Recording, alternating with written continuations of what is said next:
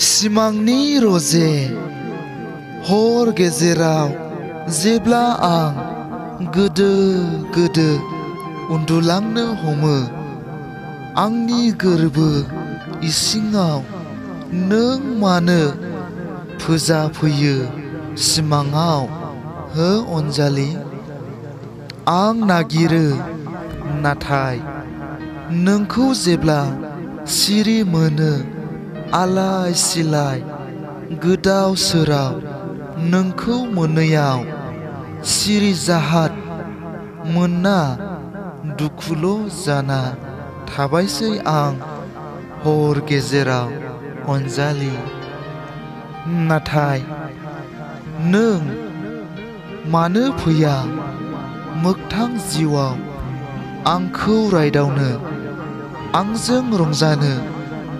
आंनि गोरबो इसिङाव हो अनजालि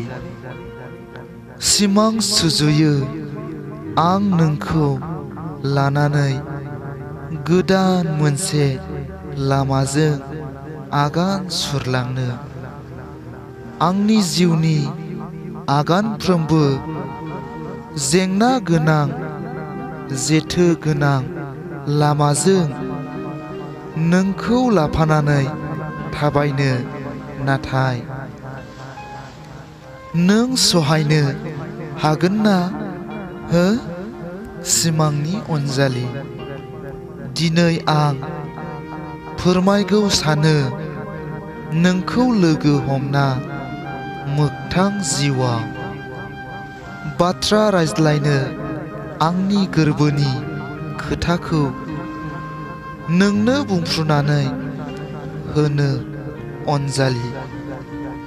नों माब्ला फैगोन आं बिखौनो नेनानै थानोसै अराय आंनि लांगोनायाव नोंखौनो अनजालि मुलुगखौ मोजां मोनग्रा आंनि आंगो लोगो नोंथांमोन बे खन्थाइ आवरायनायनि सायाव माबाफोर गोरोन्थि नुदोंब्ला आसि दिन्थिनानै कमेन्टआव खोन्थाहर आरो मोजां मोनदोंब्ला आंनि इउटिउब चेनेलखौ साबस्क्राइब खालाम लाइक खालाम शेयार खालाम आरो लोगोसे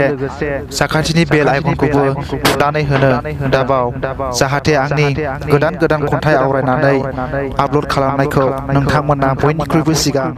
मोनहैनाय बादि